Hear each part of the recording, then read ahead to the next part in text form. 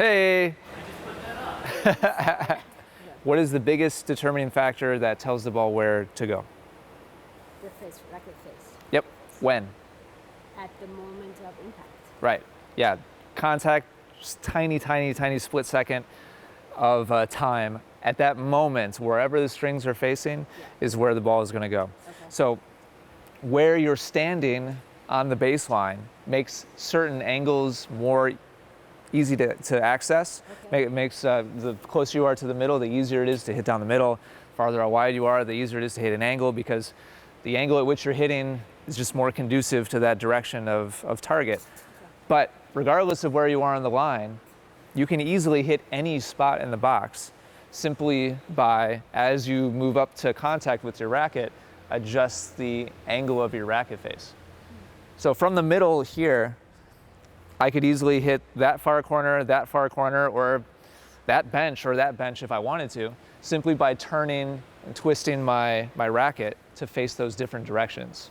Okay. So the box, one corner to the other, Yeah. we're talking, I heard this once, it's like 10 degrees or something. 12? 12.4? Sorry, 12.4 degrees between going right down the middle of the tee to all the way in the opposite corner. This doesn't necessarily mean that your stance should be different or that you're swinging like in a different direction to make the ball go there. It's simply the angle of the strings at contact.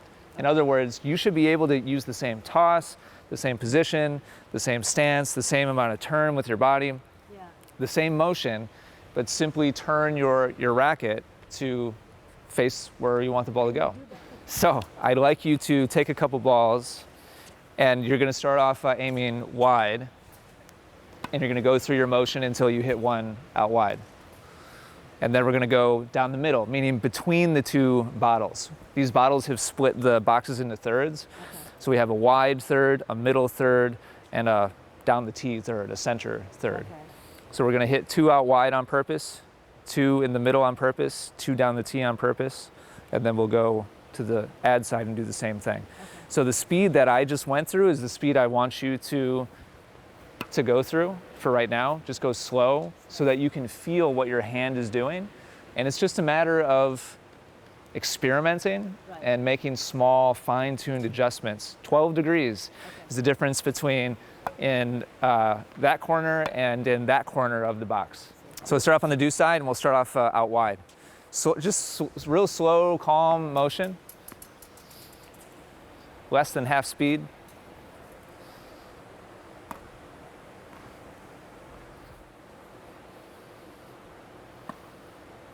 Nice job.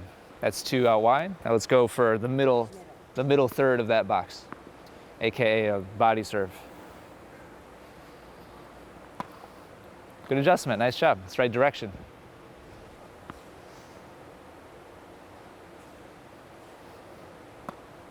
Okay, so small adjustment with your hand, back to the right. Same motion, same toss, same everything else. Good, nice job. Now this side? Yeah, let's go ahead and go down the tee. So the third all the way on the right of that box.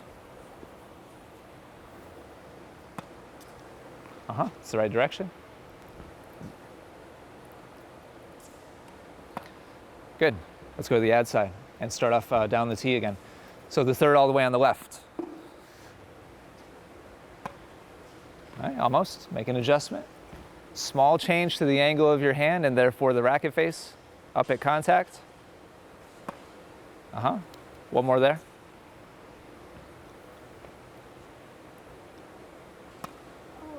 Okay, small adjustment. Just a couple of degrees to the left. That's all it takes. Excellent. Good. Now the middle third. Almost. Small change to the right. Are you starting to get a feel for this? Yeah. I'm not even aware of it, but I guess I'm doing something. Mm-hmm. Yeah. And we're seeing the results. Yeah, right. But yeah, the reality is the difference between those last two serves that you hit is less than 1 degree. Like a little bit. Yeah, it was only like a 6-inch difference in where the ball went. So it's a tiny difference up here. The difference between down the tee and way out wide is a pretty significant feel in where the racket's facing. Yeah. A foot or two is like, it's a tiny, tiny adjustment. Kind of similar, nice. Similar to the quality of contact, how we were building your awareness there of like, initially you had zero knowledge of, you know, what was happening with your hand. Right. It's the same thing up here. You came in with zero awareness or knowledge of what is going on up here, which is why you had no idea what was going on over there. Absolutely. So as soon as you start making the connection between this and what happens with the ball, you'll start to be able to hit the ball wherever you want. Now that we're on the baseline, I want you to go through your full motion and not guide the ball anymore. Let's go, yeah, start off on the ad side again. For the tee or for the other side? Let's go, let's start off out wide. We'll go in the opposite direction. So it doesn't matter where I stand? Doesn't matter. The more you are towards the middle, generally speaking, the easier it is to hit down the center on the other side. Yes. But that being said, you should be able to stand here and hit out wide, no problem. So let's actually do that.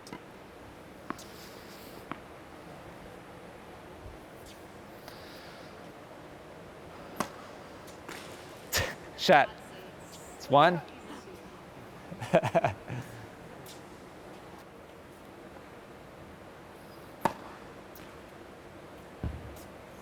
one in the middle? That was good. Yeah, I'd like to see you'd be a little more happy about that. So, because 10 minutes ago you told me you had no idea where the ball was going, yeah, exactly. and now you just purposefully hit a third of the box twice in a row. Right, right. No, that's a big deal for me. That's awesome. Try not-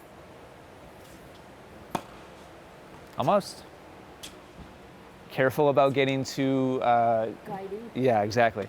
If you slow down and try to like micromanage like where your strings are facing, everything will start to get really rigid and tense, and this should stay flowing and smooth. And it's a matter of just getting a feel for where your racket's going, where your racket's facing, not trying to control it out towards the ball. Does that make sense? Yeah. That's the right direction. Good. Now let's land it in the box. You got the direction correct.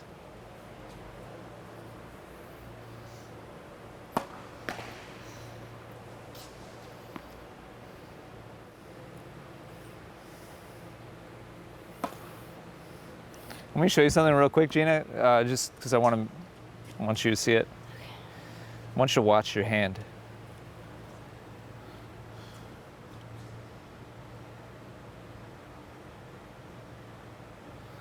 Right here. This hand? Yes. You opened and closed your hand right here. You do this frequently before you hit your serve. Really? Show me a contact point real quick. Pretend that you're going through a motion, and just stop at contact. Now, if I were to keep your hand in this position, multiple times I've referenced making an adjustment with your hand to change where the strings are facing. If your hand stays in the same position, but your grip changes, what happens to the strings? It changes the direction. So I'm not completely sure, but a couple of times you've gone and aimed for a target, and you've gone like way to a different, spot. And this is what kind of started me looking at your hand to see what you're doing. A lot of times that signifies a grip change, because if your hand's in the same position, but you have a different grip, the strings will be facing someplace totally different than on the shot before.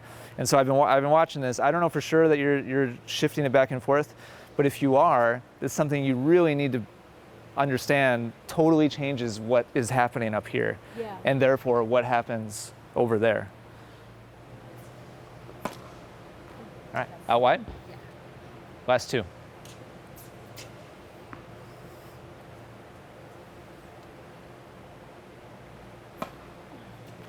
Almost. Good direction.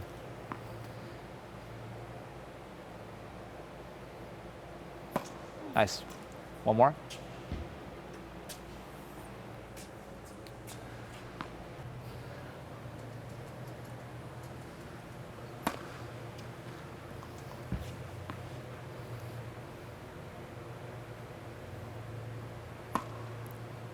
Good, yeah. You've been your entire tennis career have picked the most general possible target, the box, and that's Now, right. Now we're gonna pick a target within that box, and then a target within that target. Okay. It is the mentality that you should have. The more specific you can be, the more fine-tuned you can make your adjustments, and the more accuracy you're gonna have in the long run. right. The more general you are, the more it's like, well, I just give it a shot. Like, we'll see what happens, and that's not good enough.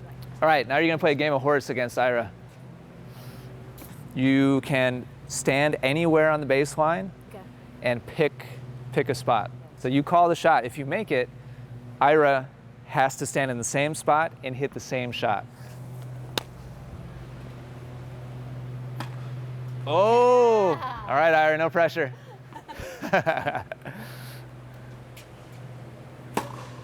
Got it. All right, so still no score. So, got it. Good job, Gina. All right, still even. At least you're putting the pressure on him now.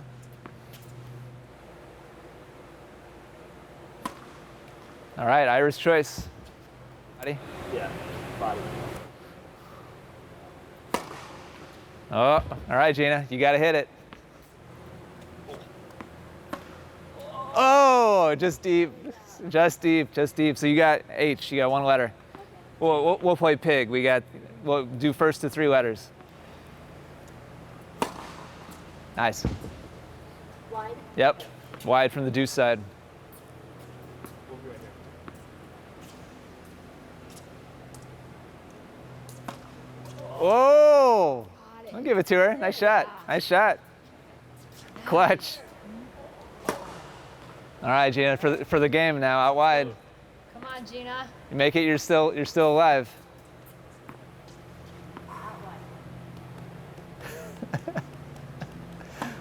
Oh!